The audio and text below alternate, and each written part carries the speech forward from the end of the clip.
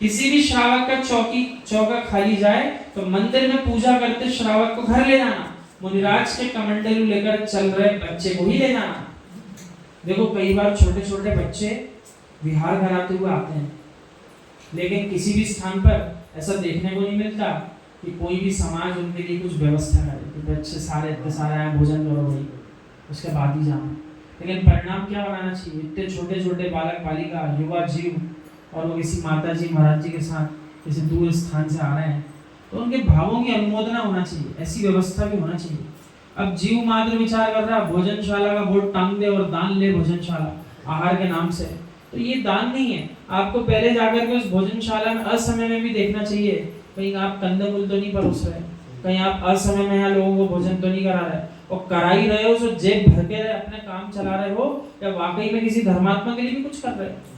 पता चला धर्मात्मा आया, जेब में उसके पास कुछ नहीं, सो वो भूखे ही चला गया, और जिनकी जेब भरी है उन्हीं को खिला रहे आप, तो दान किस बात का ले रहे हैं फिर आपको शुक्र। तो दान आहार के नाम से देख करके दो, और किसी भी क्षेत्र में भोजन की व्यवस्था हो, जैसे पंचकर्णक आदि होते हैं, पहले पता करो ये दान किसी व्यक्ति विशेष ने दिया है भोजन कराने के लिए, साधर्मी ने, तो आप ग्रहण कर सकते हो, साधर्मी जी वो आपको करा रहा है। लेकिन यदि आपको पता चल जाए ये तो मंदिर जी के गुल्लक से निकाल करके हम सबको भोजन कराया जा रहा है, तो आपके लिए निर्माल्य है।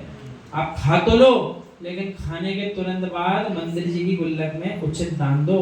अब जीव वहां भी मायाचारी करता है, होटलों में जाएगा, रेस्टोरेंट में जाएगा, हजारों रुपए दे देगा 2-4 लोगों के, देता है कि नहीं देता है, टिप भी देता है साथ में दिखाने के लिए। और जब मंदिर जी का भोजन करेगा तो कहेगा चलो डालना पड़ता है, सुना था, क्या कर रहा है 20 का नोट निकाल कर डाल देता है, खा के 200 रुपए का आ रहा है।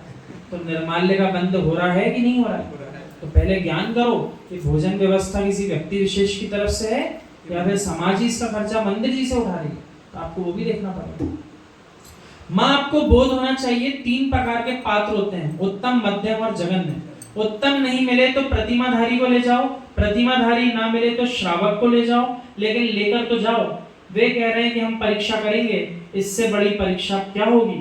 सामने देवशास गुरु की वो पूजा कर रहा है, द्रव्य सम्यक दृष्टि जीव है या भाव सम्यक दृष्टि की पहचान अवधि ज्ञानी नहीं कर सके, तो तुम क्या करोगे। कितनी बड़ी बात है ये, यानी मात्र आप परीक्षा परीक्षा परीक्षा करना है, इस बात में ही लगे रहोगे तो पूरा जीवन ही आपका प्रश्न बन के निकल जाएगा, उत्तर कब खोजोगे। तो कह रहे हैं कम से कम व्यवहार में तो आपको सम्यक दृष्टि दिख रहा है कि वाह कितनी सुंदर पूजा कर रहे हैं भगवान की, तो उसका धीरे से हाथ पकड़ो, भैया हो गई पूजा, चलो भैया भोजन करना आज हमारे साथ। लेकिन काल पंचम काल चल रहा है, काल कौन सा चल रहा है, यहाँ घर का जीव घर से ही नहीं पूछ रहा है, घर के जीव से भैया भोजन कर ले, करना हो तो कर लेना, वो रखा है बोले तब तक। तो यहाँ से मंदिर जी से लेकर कोई किसी को क्या जाएगा, हाँ निमंत्रण भी नहीं दे पा रहा झूठा। और आज महाराज जी तो वहाँ जबलपुर में ऐसी खिंचाई करते हैं, बोलते हैं जो झूठा भी बोल रहा हो तो कम से कम बेचारा बोल रहा है, लेकिन कोई कदाचित साथ चल दे फिर उसके भाव देखो ये कहाँ से आ रहा है साथ, इसको बोले था एक बार तो साथ चल दिया भोजन में, तो इसकी व्यवस्था करो। तो महाराज जी तो वहाँ ऐसी ऐसी खिंचाई कर रहे हैं, पूरा जबलपुर सुधर गया समझ। मन का विषय मना पर्याय ज्ञानी का है, अवधि ज्ञानी का विषय तो रूपी पदार्थों का है। अब मन की बात कौन जानता है, मना पर्याय ज्ञानी जी। तो मना पर्याय ज्ञानी कितने हैं यहाँ, कोई नहीं है, तो कोई नहीं जान पाता मन को। और अवधि ज्ञानी का विषय तो रूपी पदार्थ है जो दिखाई दे रहे हैं, तो वो भी एक क्षेत्र विशेष तक के रूपी पदार्थ को जानता है।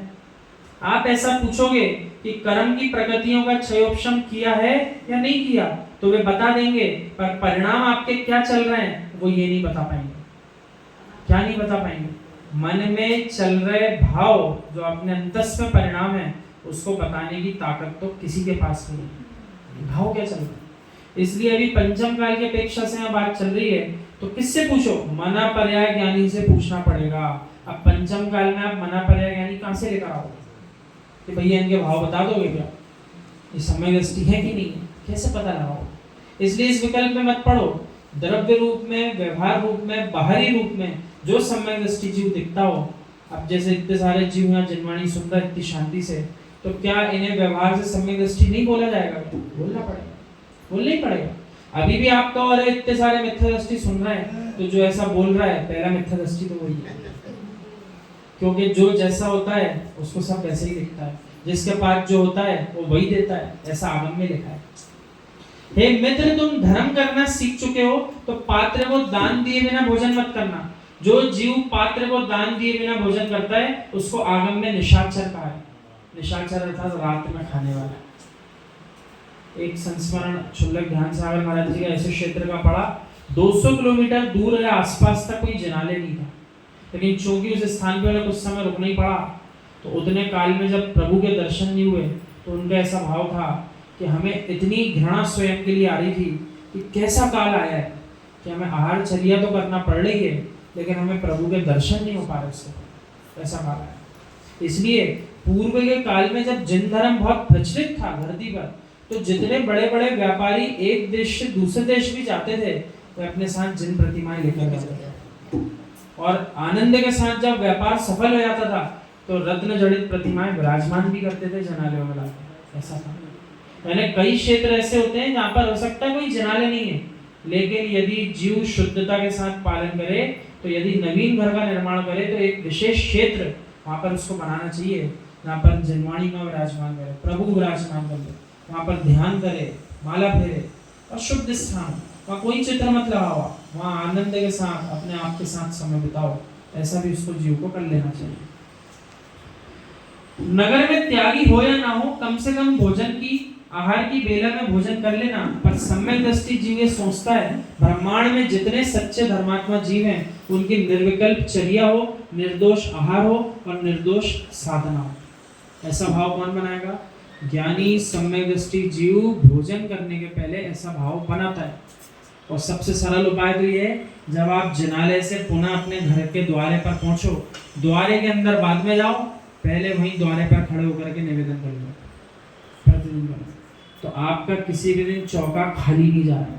हमारे घर के द्वारे पर दादाजी आप तो देखते ही हो, प्रतिदिन सवेरे से भावना भा लेते हैं। किसी दिन आचार्य समय सागर जी के आहार होते हैं परगान हमारे यहाँ, किसी दिन आचार्य विश्व सागर जी के, किसी दिन किसी महाराज जी, किसी दिन कोई माता जी, किसी दिन खाली नहीं जाता।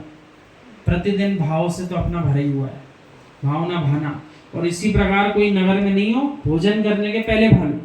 जितने वीतरागी श्रमण हैं, आरिका माता जी हैं, एलक जी, छुल्लक जी, छुल्लिका माता जी, ब्रह्मचारी भैया, त्यागी, व्रती, तपस्वी और तो और जितने जीव हैं, सबको शुद्ध निरामय भोजन की प्राप्ति हो जाए, ताकि अवक्ष का कोई सेवन ही ना करे, एक कदम और आगे बढ़ जाए। सारे सम्यक दृष्टियों की तो अच्छे से चर्या हो, जितने जीव धरती पे विराजते हैं उन सबको शुद्ध निरामय भोजन की प्राप्ति हो जाए। आज कोई ना कोई करा दे तो वे अवक्ष का सेवन ही नहीं करेंगे। ऐसी भावना भाव। ऐसे परिणाम करने के लिए भी बहुत बहुत पुण्य चाहिए। अब बताने वाला बता सकता है, सुनने वाला उस दिन सुन सकता है, अगले दिन से फिर गायब सब बात। तो यहाँ आचार्य श्री कह रहे हैं